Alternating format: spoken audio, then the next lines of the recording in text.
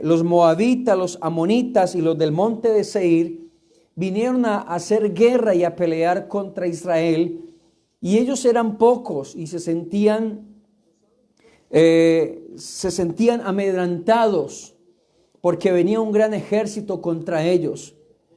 Y lo que hizo Josafat, no lamentarse ni decir qué vamos a hacer, sino lo que hizo este hombre fue postrarse ante Dios, clamar a Dios, humillarse, convocar en todas las ciudades y a toda la gente y les dijo, bueno, aquí en la casa de Jehová vamos a clamar, vamos a buscar de Dios. Y en medio de ese clamor y esa búsqueda se manifestó la gloria de Dios, y Dios a través de un profeta le habló al rey Josafat para que dijera, no es vuestra la guerra sino de Dios. Ustedes lo que tienen que hacer es alabar, adorar, glorificar a Dios, porque Dios está con nosotros. Ahora, usted podrá decir, hermanos, pero no tenemos el templo o la casa de Dios para ir a orar o ayunar. Déjame decirte que el templo, que la casa somos usted y yo. Recuerde que el tabernáculo que se hizo en el pueblo de Israel era para Dios manifestar su gloria.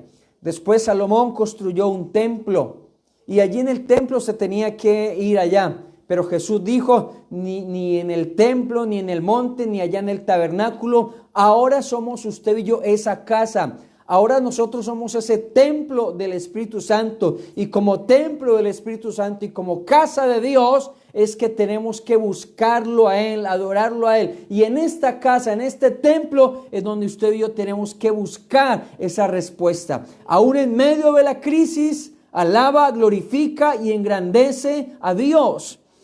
El pasaje que leímos más adelante dice en el verso 16: mañana descenderéis contra ellos, porque he aquí que ellos subirán por la cuesta de Cis, y hallaréis junto al arroyo en el desierto de Jeruel. No habrá para que ustedes peleen. Vosotros, este caso, paraos y estad quietos y ved la salvación de Jehová con vosotros, oh Judá y Jerusalén. No teman ni desmayen. Salgan mañana contra ellos, porque Jehová estará con vosotros. Entonces dice el verso 18: Josafat se inclinó rostro a tierra, y asimismo todo Judá y los moradores de Jerusalén se postraron delante de Jehová y adoraron. Y se levantaron los levitas de los hijos de Coad y de los hijos de Coré para alabar a Jehová y al Dios de Israel con fuerte y alta voz.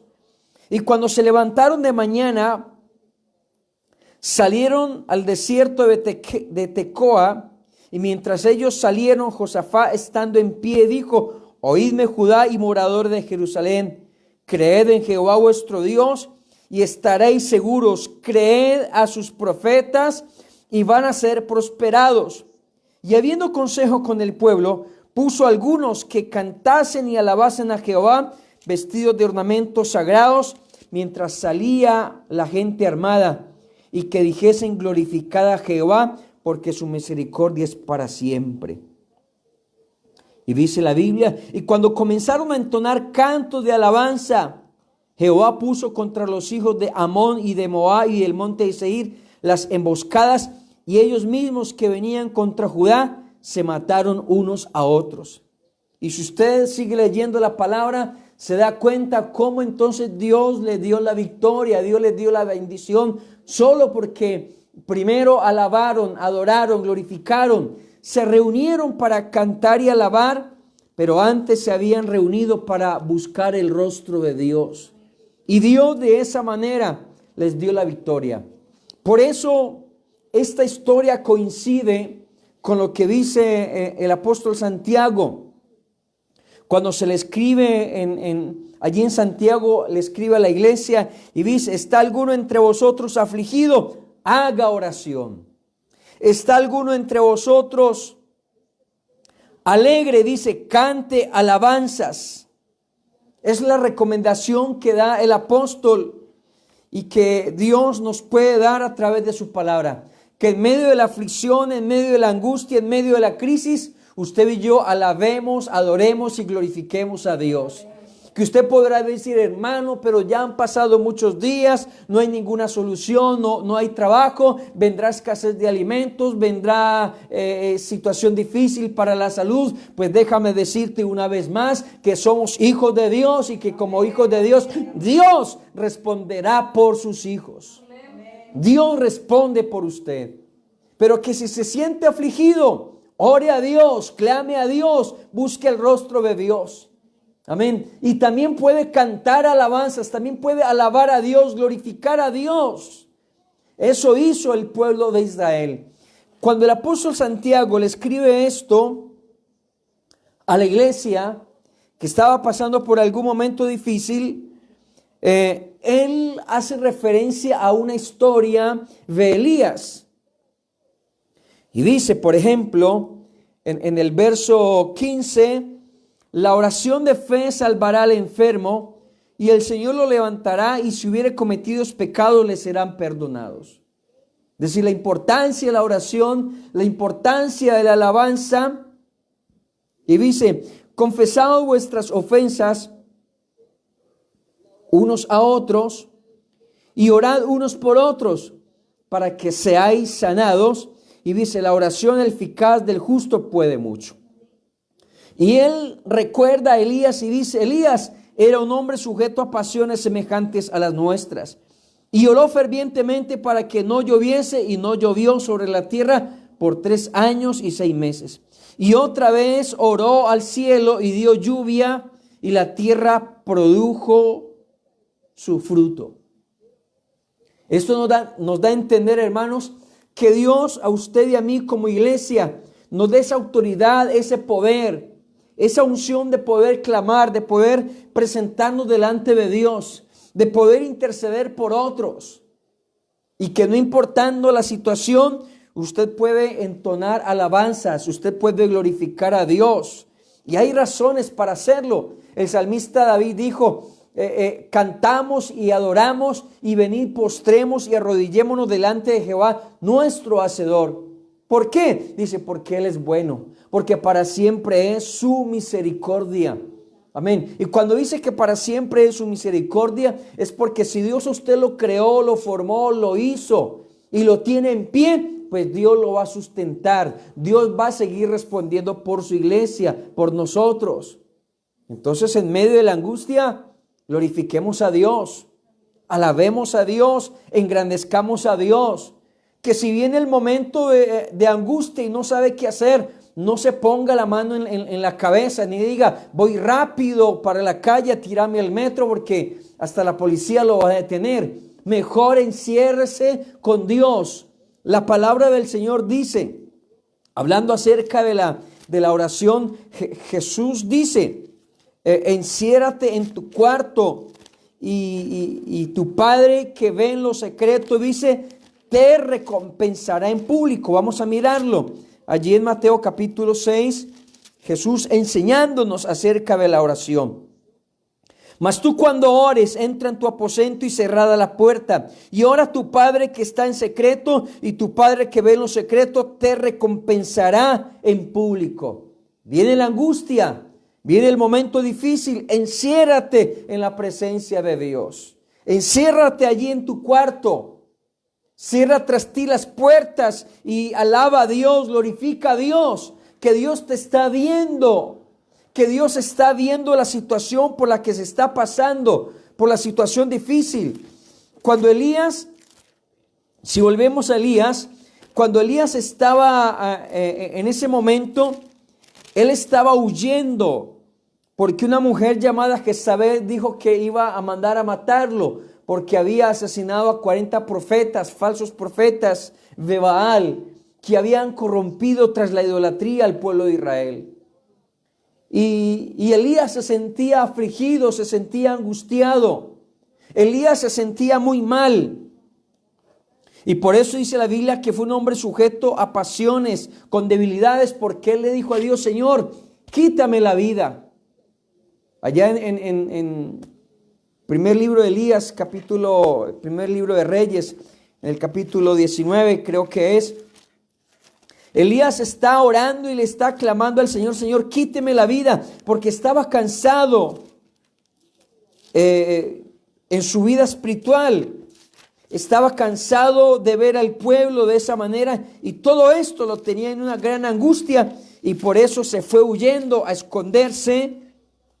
Y dice la palabra de Dios que clamó al Señor para decirle que le quitara la vida. Pero Dios, hermanos, Él entiende nuestra condición. Él entiende nuestra situación. Y hay momentos donde Dios no le responde a usted conforme al pensamiento que usted tiene o conforme a lo que usted desea. Porque a veces tenemos malos deseos en la presencia del Señor. Porque Dios conoce lo que está pensando, lo que está sintiendo. Y si Dios le responde a usted en ese momento en lo que usted quiere, pues va a ser un mal para usted. Si Dios le hubiera respondido a Elías, me estás diciendo que te quite la vida, pues te voy a quitar la vida.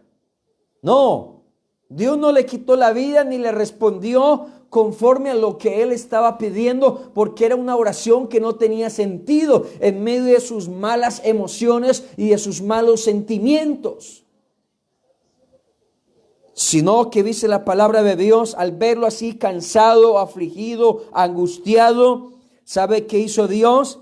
Dice en el verso 4, dice, se fue por el desierto Elías un día de camino y vino y se sentó debajo de un enebro, deseando morirse, y dijo, basta, oh Jehová, quítame la vida, pues no soy mejor que mis padres. Y echándose debajo de un enebro se quedó dormido. ¿Y sabe qué hizo Dios? Dios no le dio la respuesta, listo, lo voy a matar, le voy a quitar la vida, no. Vino un ángel y le trajo agua y le trajo pan y lo tocó y le dijo, levántate, come. Entonces miró y vio a su cabecera una torta cocida sobre las ascuas y una vasija de agua, y comió y bebió y volvió a dormirse. Aquel Elías estaba tan angustiado que no se dio cuenta, porque ¿quién le iba a preparar una torta, un pedazo de pan? Porque estaba hambriento, porque estaba cansado, estaba sediento. Dios, al saber esa condición, le envía la provisión. Y estoy seguro que así como Dios hizo con Elías, así Dios está haciendo con su iglesia y hará con la iglesia. Nos da la provisión espiritual y material. Tranquilo, hermano.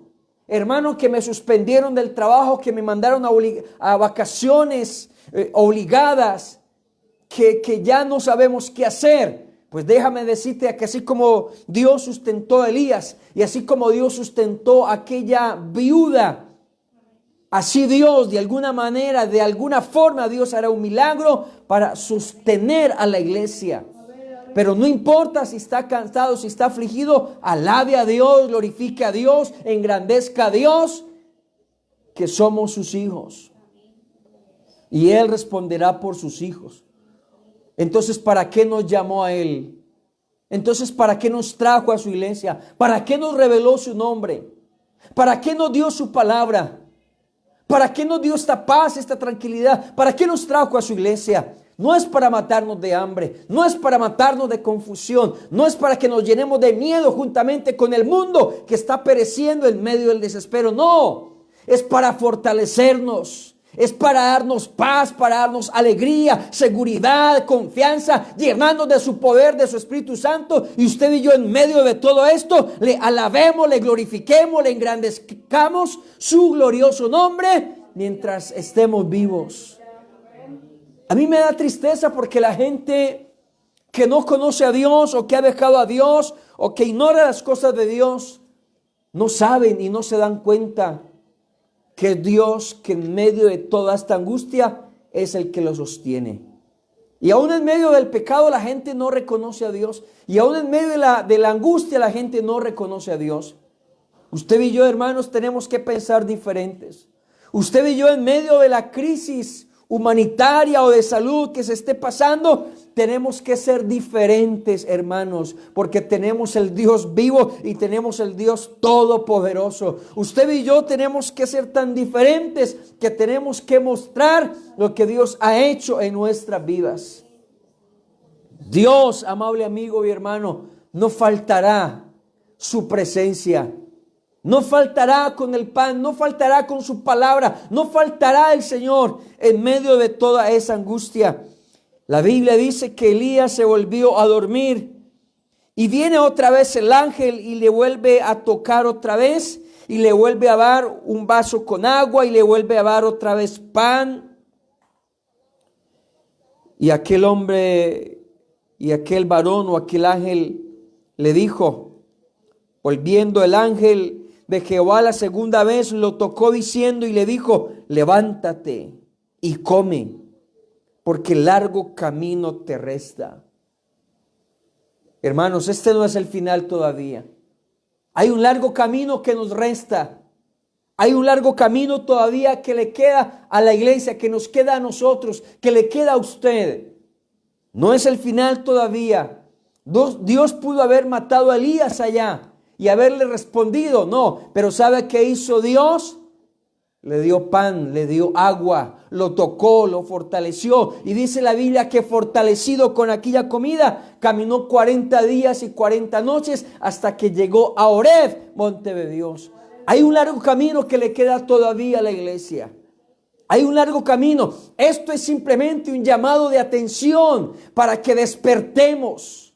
Esto simplemente es un llamado de atención, amén, para que le tengamos no miedo, sino más temor a Dios, para que alabemos más a Dios, para que glorifiquemos más a Dios, para que busquemos más de su presencia. Es un llamado de atención, es una forma en que Dios nos está hablando y nos está advirtiendo. Porque créame, hermanos, que cuando el Señor levante la iglesia, la gran tribulación será mucho peor de lo que hoy una simplemente enfermedad. La Biblia habla de muchas pestes, de muchas plagas, de muchos tormentos, pero hoy solamente se está hablando de una simplemente enfermedad. Para nosotros, hermanos, qué tan importante que usted se dé cuenta que seguimos dependiendo de Dios, porque eres ese hijo de Dios, eres ese príncipe de Dios, eres ese embajador de Dios, eres la luz y la sal de la tierra. Por eso fortalécete en Dios. Que esto nos sirva como ese toque que Dios le dio a Elías para que se levantara. Es un toque que Dios nos está dando para que nos levantemos, para que alabemos, glorifiquemos, engrandezcamos a Dios, porque largo camino nos resta, amados amigos y hermanos. ¿Qué tan importante es entonces que en medio de todas las angustias y dificultades, usted y yo sigamos alabando, glorificando, engrandeciendo a Dios? En la Biblia hay otro pasaje en el libro de Hechos, en el capítulo 16, donde encontramos a Pablo y a Silas, hombres de Dios que estaban predicando el evangelio en la ciudad de Filipos. Fue a los filipenses allá en la región de Filipos y empezaron a predicar la palabra, empezaron a enseñar la palabra. Y dice la Biblia que por allí había una mujer adivina, alguien que tenía espíritu de adivinación. Y dice la palabra de Dios que esta muchacha que tenía espíritu de adivinación le salió a Pablo y a Silas y le dijo, todos los días decía esto. El verso 17 de Hechos 16, 17. Esta, siguiendo a Pablo y a nosotros, daba voces diciendo, estos hombres son siervos del Dios Altísimo, quienes anuncian el camino de salvación. Y como en un tono burlesco decía, estos son los hombres de Dios, estos son hijos de Dios. Pero aquella mujer adivina no hacía nada más que eso. Pero dice que esto, desagradando a Pablo, dice en el verso 18, y esto lo hacía por muchos días, desagradando a Pablo, este se volvió y dijo, espíritu, te mando en el nombre de Jesucristo que salgas de ella. Y salió en aquella misma hora. Mire bien, el apóstol Pablo reprende el espíritu de adivinación que tenía aquella mujer. Y dice la Biblia que como era una mujer que daba ganancia por ese espíritu de adivinación, los amos de esta muchacha cogieron a Pablo y a Silas, los metieron a la cárcel, los azotaron, dice la palabra. Se agolpó el pueblo contra ellos y los magistrados les rasgaron las ropas, ordenaron azotarlos con varas y después de haberle azotado mucho, los echaron en la cárcel, mandando al carcelero que los guardara con seguridad. Verso 24, el cual recibido este mandato los metió en el calabozo de más adentro y los aseguró los pies en el cepo. Mire bien, sería que Dios no sabía, no se daba cuenta que por predicar la palabra, que por anunciar el evangelio, Pablo y Silas fueron a la cárcel. No había nadie que los conocía allí, no había nadie que intercediera por ellos. Y dice la palabra de Dios que ellos, en medio de la oscuridad, a medianoche estaban orando y estaban cantando a Dios. Y allí los presos estaban escuchando que Pablo estaba orando, que estaba clamando, pero no estaba como que reclamándole a Dios, diciéndole: Señor, ¿por qué nos pasa esto? ¿Por qué nos sucede esto? Señor, ¿dónde estás en medio de esta aflicción? ¿Dónde estás? No le estaba reclamando a Dios, no, estaba cantando, estaba orando. Déjame decirte que cuando nosotros estamos orando, mis amados amigos y hermanos, no estamos orando reclamándole a Dios por qué está pasando esto, no. Estamos diciendo a Dios que haga su voluntad. Estamos clamando a Dios para que Él obre como Él quiere, porque Él sabe todas las cosas. Y puede que estemos en medio de la oscuridad y puede que estemos confinados y puede que estemos por allá metidos, encerrados, pero allá metidos, encerrados. Y puede que nadie escuche, pero que está escuchando Dios las alabanzas, está escuchando Dios el clamor. Y dice la Biblia que a medianoche orando Pablo y Silas, los presos oían y de repente vino un terremoto en donde se abrieron las cadenas de los presos, donde pasó un milagro extraordinario. Y dice que aquel hombre que los azotó, que los golpeó, se iba a matar, porque la costumbre era que los presos tenían que responder con su vida y la vida de su familia. Y dice la palabra de Dios que se iba a matar era aquel carcelero. Y Pedro le dijo: no te hagas ningún daño, todos los presos estamos aquí. Y aquel hombre dijo: bueno, ¿y qué hago entonces para ser salvo? Y Pablo le dijo: crea en el Señor Jesucristo. Crea en Él y va a ser salvo usted y toda su familia y toda su casa.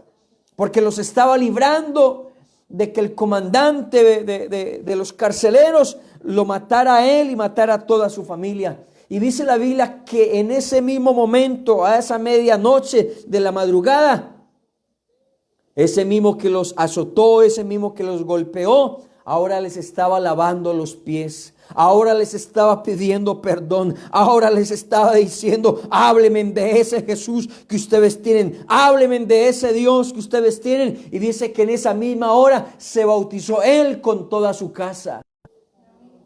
Es el milagro que hace Dios y que Dios responde por sus hijos. No importa en cualquier circunstancia que esté, lo que importa y lo que a Dios le interesa es que en medio de la crisis y en medio de cualquier dificultad o situación difícil por la cual usted esté pasando, alabe a Dios, glorifique a Dios, engrandezca a Dios. Que si no tiene respuestas, que usted pueda cantar a Dios, glorificarle a Él, porque en Él está la respuesta. Por eso entonces, mis amados amigos y hermanos, en medio de la angustia, en medio de la crisis, sigue alabando a Dios, sigue glorificando a Dios, sigue engrandeciéndolo a Él. Amén. Porque Dios sabe que estás enfermo. Dios sabe que no hay con qué pagar los servicios, con qué pagar el arriendo. Dios sabe que te falta dinero para la medicina. Dios sabe que se acabó el trabajo, que se paró. Él lo sabe.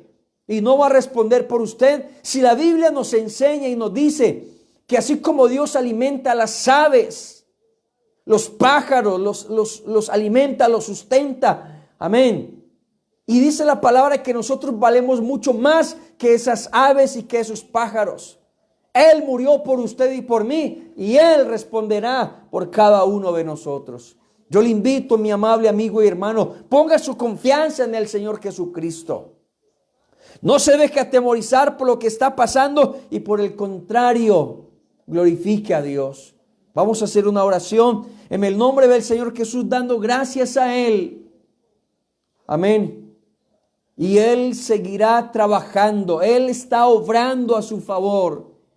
Él está trabajando para el alimento. Él está obrando de una manera especial. Pero en medio de todo, siga glorificando a Dios. Siga dependiendo de Dios. Siga esperando en Dios. Que así como Dios le dio la victoria a Josafat, y lo que ellos hicieron fue cantar y alabar y adorar y buscar el rostro de Dios, y Dios les dio la victoria. Pues el mismo Dios de Josafat, el mismo Dios de Pablo y de Silas y de Elías, es el Dios que tenemos en esta noche. Es el Dios que siempre ha estado con nosotros y es el Dios que siempre estará con usted, hermano y amigo. Invoquemos el nombre del Señor Jesucristo. Padre Celestial,